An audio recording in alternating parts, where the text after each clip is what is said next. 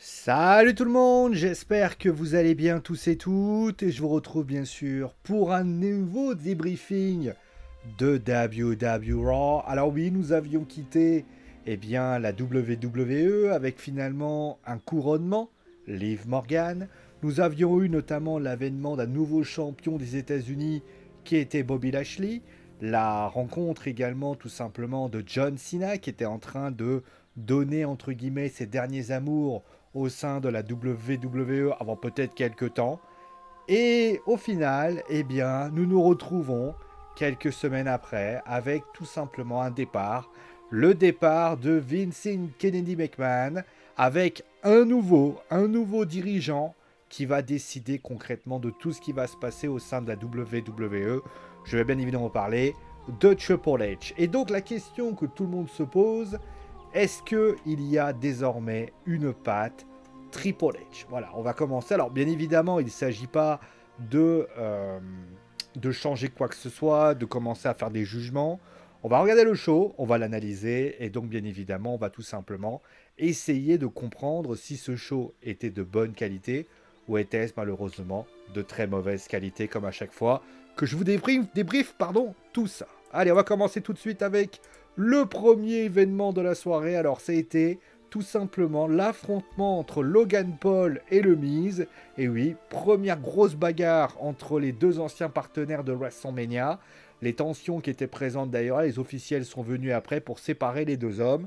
On se rappelle d'ailleurs qu'ils auront un nouvel aparté dans le prochain segment qui aura lieu durant le show. Juste après, la Bloodline est venue. Je précise pour votre information personnelle que la WWE se produisait ce soir-là au Madison Square Garden de New York. Donc ça veut dire que clairement qu'on est à quelques jours de WrestleMania, ce qui veut vouloir dire concrètement de WrestleMania, du SummerSlam, ce qui veut vouloir dire qu'on va devoir clôturer des rivalités, mettre les feux là où ça doit aller. Il ne reste plus d'ailleurs qu'un seul choix à partir d'aujourd'hui, c'est WWE SmackDown qui vous a été proposé. Alors la Bloodline est venue.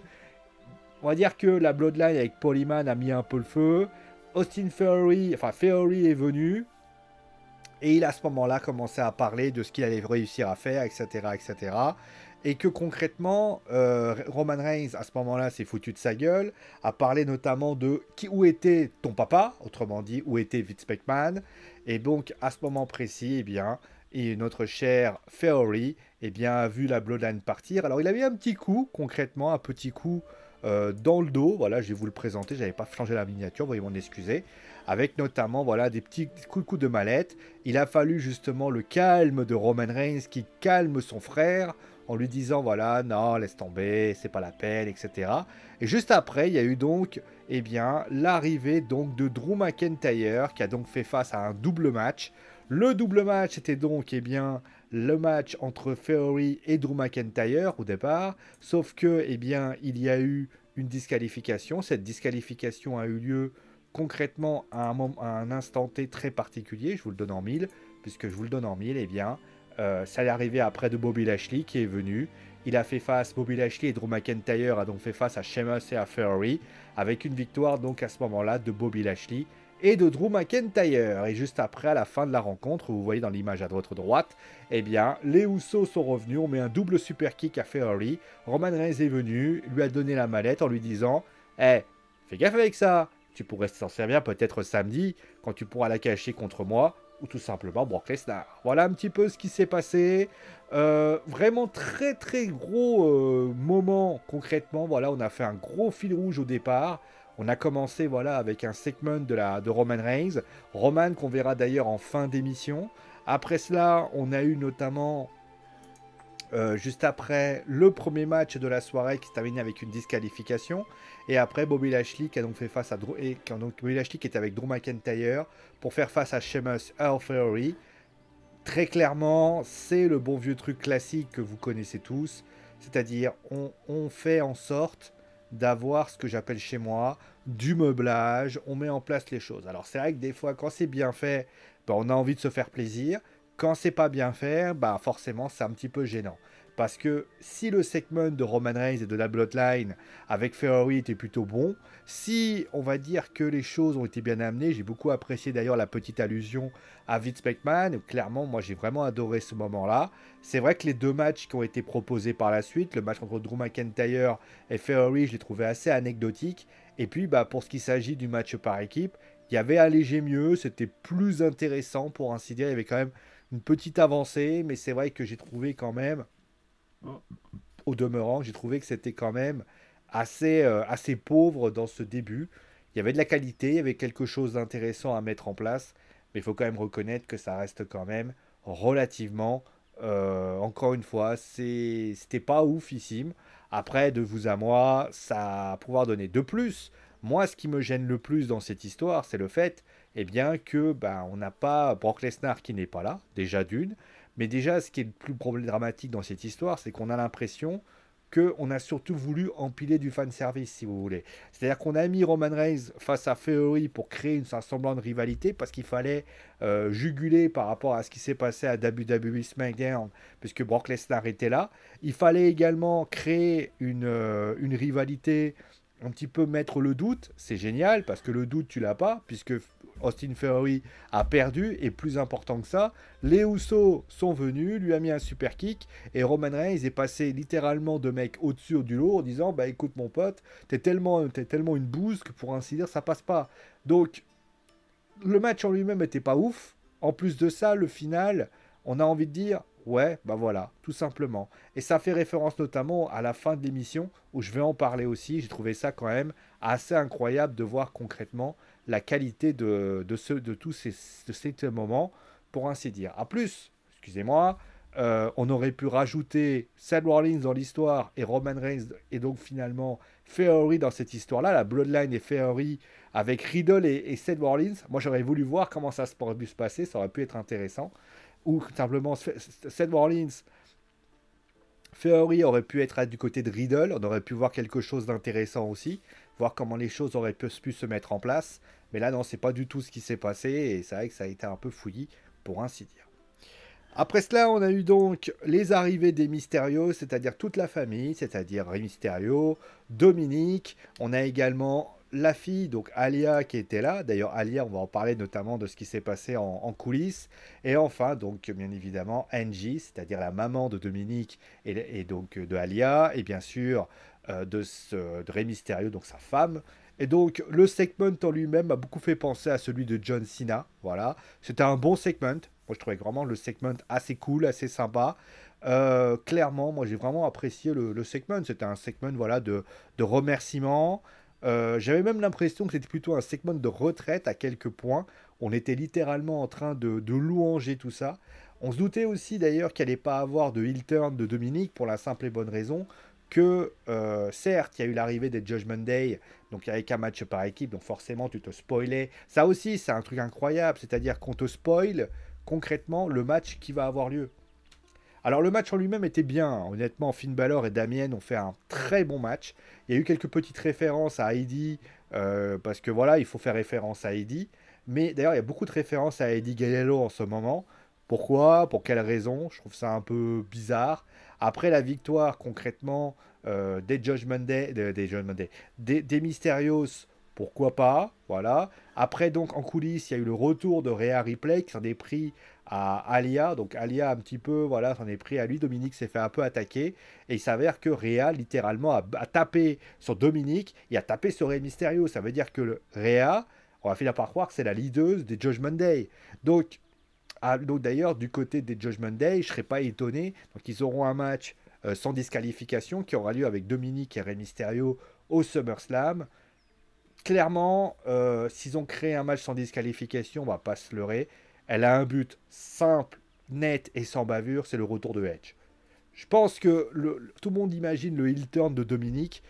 Je pense qu'il n'y aura aucun heel turn de Dominique. Je pense que la raison pour laquelle ils ont fait un match sans disqualification, c'est surtout parce que bah, le Judgment Day va voir le retour de Edge qui il va mettre sans doute un spear où littéralement Dominique et Rey Mysterio vont faire vont remporter la rencontre et au final le match va se terminer comme ça. Voilà, Si jamais c'est pas le cas, bah tout simplement désolé, mais je vois pas la trahison de Dominique. D'ailleurs, pour information, on a vu notamment à quel point les Judgment Day ont perdu de leur superbe depuis le départ de Edge, hein. On a vraiment une équipe qui, d'ailleurs, regardez par exemple le match de Rhea Ripley. Je rappelle que Rhea a un match de championnat pour le titre féminin de Raw. Et ben, au lieu d'aller faire un tour et d'aller confronter, notamment par exemple Bianca et Becky, qui aurait été quelque peu logique, et ça aurait pu créer littéralement un triple threat, mettre les choses en place, etc. Au lieu de ça, on a une Rhea qui va aller emmerder les Mysterios, c'est-à-dire, et notamment Alia, Dominique, voire Rey Mysterio. Moi, je trouve ça un peu nul. Je trouve que voilà, il n'y avait pas non plus besoin de faire ça. On aurait pu séparer les trucs et Rhea aurait pu avoir son match de championnat. Après, peut-être que par la suite, d'ailleurs, Alexa Bliss est venue en disant moi, la prochaine fois, c'est moi qui vais être dans l'eau. Non, à un moment donné, elle a un match de championnat. D'ailleurs, on n'en a même pas mentionné le fait, puisque bah, forcément, il fallait pas en parler et faire celui qui était donné. Encore une fois, c'est. Tu sens que la WWE, ils avaient une idée, ils savent ça, on va dire, le problème de la WWE dans cette histoire, c'est que ça fait très fouillis, si vous voulez. On a Rhea Ripley qui arrive, qui s'en prend aux Mysterios. Les Mysterios qui ont battu Finn Balor et Damian Priest, qui malheureusement ont perdu de leur super depuis tout simplement, bien, le départ de Edge. Parce qu'on peut dire ce qu'on veut, hein. Finn Balor, depuis qu'il est le leader des Judgment Day, on a l'impression on se demande si c'est pas une. Alors, je vais pas dire que c'est une retribution, parce que c'est pas encore le cas, mais on a quand même le sentiment que Finn Balor, il a l'air de patauger en tant que leader des Judgment Day, alors que il devrait plutôt être là, il aurait dû faire dans la continuité. Finn Balor, qui aurait dû défendre un titre, récupérer un titre des États-Unis, récupérer un titre on va dire, WWE Universal Unified Championship, World Heavyweight Championship. Non, absolument pas. On a un Finn Balor qui a l'air de tourner autour des Rey Mysterios. On ne sait pas trop pourquoi. Je sens d'ailleurs le retour de Edge qui va donc entraîner une énième défaite des Judgment Day. Ça fait quand même beaucoup quand même. Ça fait trop. Ça fait trop et j'ai ce sentiment un peu amer. D'ailleurs, le pire dans cette histoire, c'est que le fait d'avoir décidé que ce soit un match sans disqualification te dit même la continuité de ce qui va se passer. C'est-à-dire que, étant donné qu'ils vont tout mettre en termes de violence, en termes dans le match entre Lesnar et Reigns, qu'est-ce qu'ils vont faire? Ils vont faire ça. Et qu'est-ce qu'ils feront par la suite? Ils vont faire en sorte que Roman, tout simplement, se prend une violence comme jamais. Et comme les Mysterios, il y aura peut-être 3 coups de chaise, il y aura peut-être quelques petits spots assez intéressants. Mais sinon, ça va être un match tag team, on va dire identique. D'ailleurs, autre point, tu crées un match par équipe nouveau. On en a déjà eu plein qui sont excellents en match par équipe. Au lieu de vouloir se dire, bon allez, on va faire un match peut-être en ajoutant une fille, peut-être, et à la limite, je sais qu'elle n'est pas lutteuse, mais on aurait pu prendre une lutteuse un peu mexicaine, genre Raquel Rodriguez, par exemple, comme ça. À un moment donné, Raquel Rodriguez, parce que Alia, elle n'est pas lutteuse, ou alors elle a un talent caché que je ne connais pas. Mais au lieu de ça, eh bien, on préfère tout simplement, et on aurait mis Rhea Ripley en face, ça aurait pu largement suffire, ça aurait fait un peu de nouveauté. Là, tu vas avoir le même match, sans disqualification, et le pire dans tout ça, c'est que Edge va être là, tout simplement. Si tu voulais clairement que Edge participe à la fête, eh bien, il fallait que Edge vienne ce jour-là. À la limite, ce qui se serait passé, c'est qu'il y aurait eu un six-man tag où les Judgment Day auraient trouvé. Limite, j'ai envie de te dire, peut-être qu'il y aurait un handicap et peut-être que Dominique aurait trahi son papa et à ce moment-là, ça aurait été plus intéressant. Mais là, moi, je suis désolé. Encore une fois, c'est beau, l'hommage à Rey Mysterio est magnifique. Le match était magnifique. Mais encore une fois, est-ce que tu as envie de t'intéresser à cette rivalité? Est-ce que tu as envie de te dire pourquoi cette rivalité, elle va te donner envie? Non, cette rivalité, elle donne pas envie. Tu as l'impression que ça a un goût un peu amer et tu es dans ta tête et tu te dis, bah ouais, mais tout ça pour ça? Tout ça pour ça? Donc là, clairement, je suis quand même assez déçu. Pour ainsi dire, d'ailleurs, encore une fois, il a fait des. Je sais pas ce que veut faire la WWE, mais à un moment donné, il va falloir qu'on réfléchisse clairement dans cette situation. Après cela, on a eu donc Bianca Belair qui est donc venue. Alors, on a eu. Ah oui, donc voilà, Bianca Belair qui est venue, qui a commencé à s'exprimer, qui a commencé à dire voilà, moi je. Elle voulait parler. Et à ce moment-là, eh bien, Becky est venue Et à ce moment-là, elle a commencé à rappeler qu'est-ce qu'elle était, Bianca. Et à ce moment-là, ça a fait bataille, ça a fait bagarre, et tout le monde, et après, est parti. Ça, à la limite, il y a eu ça dans tout le show. Ça aussi, c'est-à-dire le premier moment, tu as Logan Paul qui vient et qui essaye de faire la même chose. Moi, j'ai trouvé, voilà, déjà, bon, pourquoi pas. Ça, par contre, c'était sympa. Ça, c'était sympa. Et encore une fois, Bianca qui, limite, lui dit, laisse-moi te rappeler ce que je suis, machin. Non, à un moment donné, Bianca, Becky, c'est bien, ça a mis des vues, mais c'est pas suffisant. Je veux dire, ça doit donner littéralement Bianca, elle doit la défoncer. Ou Becky doit être violente d'une violence. J'ai été plus choqué par Bianca Becky à WrestleMania quand Becky a pris une paire de ciseaux et voulait détruire la couette de. Enfin, la tresse, plutôt l'arbre de destruction massive de Bianca Belair. C'est plus intéressant. Là, ça reste simple. Trop simple. Et ça, c'est vrai que c'est quand même un petit peu gênant, pour ainsi dire. Après, au niveau de ça, j'ai envie de te dire, oui, c'est... Voilà, après, t'as pas... En plus, pardon, mais il n'y a pas eu un segment novateur entre Bianca et Becky. Il n'y a pas eu... Voilà, c'est que de la baston de base. Ne me faites pas croire, à ma limite, les gens qui adorent Triple H, je sais pas s'il a validé ça, mais ce qui est certain, c'est qu'à un moment donné, moi, quand j'ai vu ça, bah, je trouve ça un peu triste, pour ainsi dire. D'ailleurs, tous les principaux matchs qui ont été balancés, à part la Bloodline, mais la Bloodline, encore une fois, la Bloodline n'a même pas fait de match contre eux, il n'y a pas eu un vrai moment. À part Logan Paul le mise, là tu as ça, bah t'es comme ça, tu fais ouais, ok. Les Mysterios, ouais, ok, voilà. Donc après cela, on a eu Alexa Bliss qui a battu Doudrop. Alors elle a dit aussi qu'elle voulait affronter, enfin être l'adversaire de Bianca et Becky. Génial. Alors, ça veut dire quoi? Ça veut dire que Rhea Ripley est désormais mis de côté. C'est ça qu'il faut comprendre.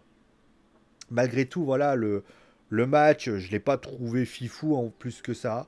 C'était un match sympathique.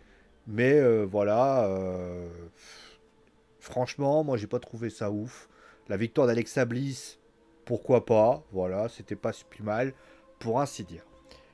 Après cela, on a eu donc le segment, donc c'était donc, alors j'ai plus le nom de Impulsive TV, où Logan Paul est venu, il a commencé à expliquer qu'il voulait péter la gueule, etc. Il a commencé à parler notamment. Alors, pour information, il y a quand même un truc bizarre avec Logan Paul, c'est que Logan Paul fait un bon speech, clairement. Moi, je trouvais que le speech de Logan était vraiment un excellent speech qui a été proposé. Franchement, moi, quand j'ai vu le speech de Logan, franchement, alors je veux bien qu'on lui fasse des procès à Logan, notamment sur le fait que voilà, c'est pas un lutteur, c'est plus un influenceur et tout ce que tu veux. Mais quand tu es là et que tu fais le boulot, c'est quand même dommage de ne pas lui laisser entre guillemets sa chance. Pardon, mais moi, quand je vois Logan et ce qu'il fait, je suis en droit quand même de lui dire, hey gars, soyez quand même indulgents, soyez quand même sympas. Il a fait des belles choses et notamment les petites références au niveau des pruneaux, enfin plutôt des roubignoles du Mise. Excusez-moi, hein, en 2006, quand c'est DX qu'il fait en parlant des boules de Vince, vous êtes tous morts de rire et vous rigolez. Donc, faut pas être trop dur avec Logan. Logan a fait ce il avait à faire. Il a fait un bon truc. Par contre, moi, si j'ai. Alors, encore une fois, moi je trouvais ça sympathique.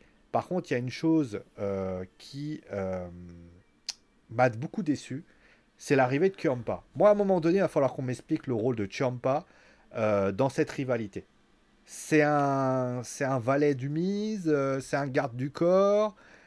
Qu'est-ce qu'il fait là? Déjà, d'ailleurs, pour info, on a eu l'arrivée d'AJ qui est arrivé pour un petit peu dire à Logan, oh, franchement, c'est bien, machin.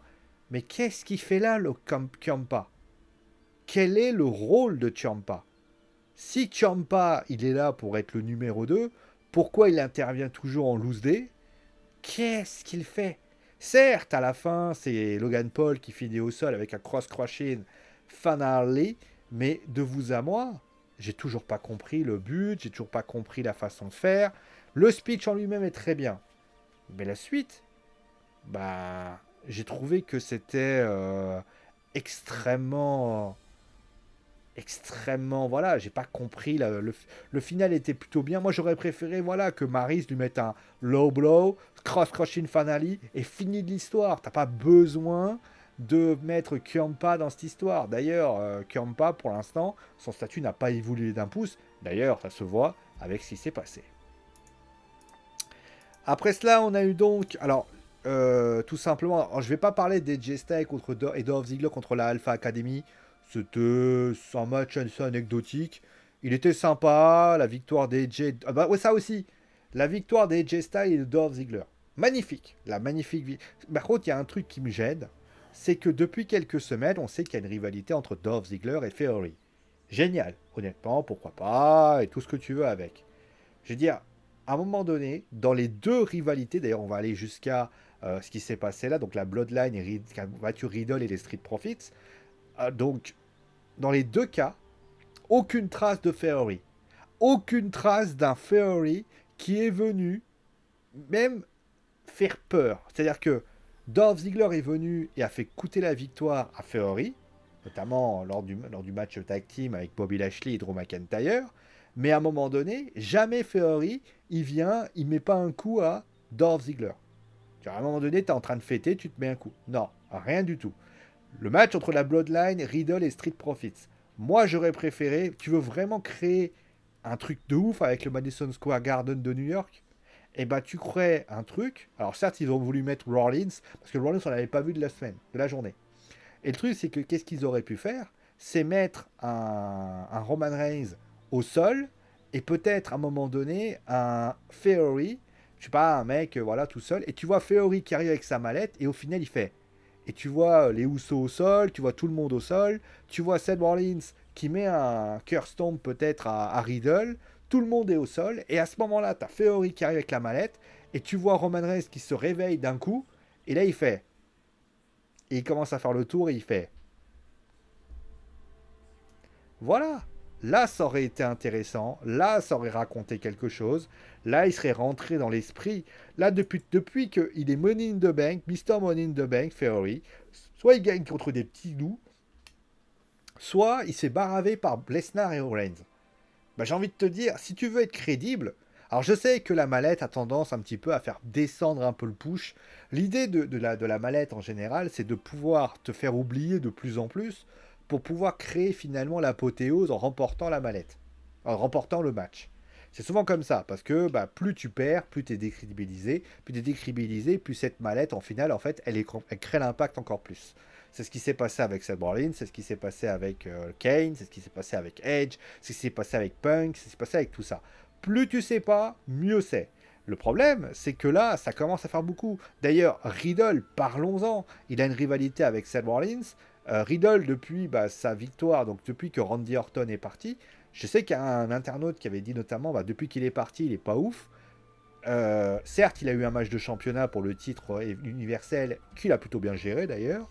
Mais moi, mon point de vue là-dessus, c'est est-ce qu'il n'y a pas de la part de Riddle un sort de remise en rang dans cette histoire? Parce que là, il va falloir qu'on m'explique clairement ce qu'il en est. Je n'ai pas parlé du match. Le match en lui-même était intéressant.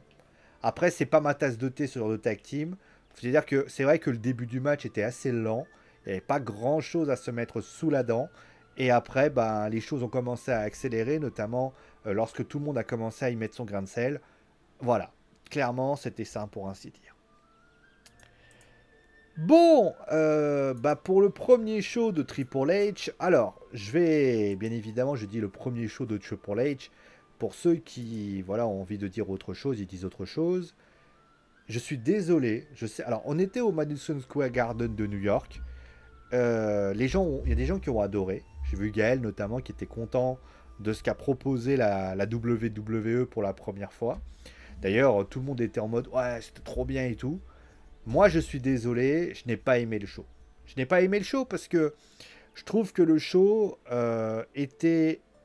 C'est même d'ailleurs un truc assez intéressant. Je trouvais que le show était un peu fouillis en fait. On avait l'impression qu'on voulait faire un peu dans tous les sens. Alors, dans un sens, parfois c'est bien, mais parfois ça peut être bordélique. Et c'est le côté bordélique qui m'a un peu gêné. Je veux dire, on n'a pas mis en avant certaines rivalités qui auraient pu être bien mises en avant. Je pense à Riddle, Seth Rollins. La Bloodline est venue juste pour faire du fan service parce qu'il faut arrêter les conneries. Ils étaient juste là pour rendre cela possible. Rey Mysterio, il a fait son hommage. Pourquoi faire? C'est-à-dire, à part avoir vu le retour de Rhea Ripley, le retour de Rhea Ripley aurait pu se faire d'ailleurs pour information en direct, c'est-à-dire que Rhea aurait pu être là. D'ailleurs, moi je me suis imaginé à un moment donné, c'est que tu allais voir Angie et Alia autour du ring avec Rhea qui serait venue, etc. Non, pour ainsi dire, on a fait une petite teuf. Parce que bien évidemment, voilà, c'est. Donc voilà, ça c'est quelque chose à dire pour ainsi dire. Euh, j'ai pas trouvé de match référence. Je veux dire, le match tag team entre les Mysterios et le Miz et. Enfin, le Miz, entre voilà. Pour vous dire, le seul moment qui m'a fait un peu réveiller dans cette histoire, c'est le match, c'est le segment de Logan Paul. C'est-à-dire que le segment de Logan Paul m'a un peu fait sourire. J'ai trouvé que c'était plutôt intéressant. Mais sinon, en termes de qualité, bah, ça reste encore du Vince McMahon. Je veux dire, je sais que certains vont me dire, oh, c'était trop bien parce que certains vont vouloir défendre Hunter. Mais encore une fois, Hunter, aujourd'hui, si j'ai une question et que je dois dire, est-ce qu'il y a la patte de Hunter Hearst Helmsley ou Paul Levesque, que vous l'appelez comme vous voulez, bah, la question, elle a une affirmation très simple. La réponse est non. Aujourd'hui, Hunter n'a absolument pas mis sa patte dans ce show. C'était plus dynamique sur certains points. Et le plus dramatique, c'est que j'ai trouvé que pour un show qui arrive au Madison Square Garden de New York, j'ai trouvé que la WWE avait pas l'air de vouloir lâcher les chevaux. Il y a eu de la retenue tout le temps. On avait l'impression que les mecs, ils se sont dit, surtout, vous en gardez sous la pédale. Il n'y a pas eu de Lesnar, il n'y a pas de Morgan. On est au Madison Square Garden. Il n'y a pas de match de championnat. Ça m'aurait pas dérangé que Lashley le défende contre X personnes. Ça m'aurait pas dérangé. D'ailleurs, ça m'aurait pas dérangé. On a l'impression que les mecs, bah, ils se sont retenus. D'ailleurs, quand tu fais le bilan du SummerSlam, bah, tu te dis, bah, quand même, les mecs, ils se contentent quand même du minimum. C'est quand même incroyable. On est au MGS et on est en train de se dire, bah ouais, mais c'est pas suffisant. Le fan service, ça fait pas tout. Et le fan service, pour moi, va sans doute donner des audiences intéressantes parce que j'imagine que la WWE saura faire des bonnes audiences. Mais de vous à moi, encore une fois, la WWE sort un show moyen pour le Madison Square Garden de New York, mais clairement, aller à la limite du correct dans quelques fois, mais vraiment moyen. Et même, j'ai envie de vous dire, j'ai vu des shows il y a quelques semaines qui étaient beaucoup plus intéressants que celui-là. Voilà, je ne vais pas m'étendre là-dessus pendant 17 ans. De toute façon, vous avez donc mon avis. Bien évidemment, vous êtes libre d'être d'accord ou de ne pas être d'accord, bien évidemment, à cette information. Je vous souhaite bien sûr une très très bonne soirée. Bien sûr, si vous avez aimé cette vidéo, mettez un pouce bleu, ça aide toujours pour le référencement. Bien sûr, montrez-la à vos amis, abonnez-vous, mettez la cloche si jamais vous avez aimé nos vidéos. En tout cas, moi je vous souhaite bien sûr une très bonne soirée. Je précise pour information que je vais essayer de vous faire une vidéo notamment sur le foot aussi. Il y a quelques petites choses qui sont en train de se mettre en place.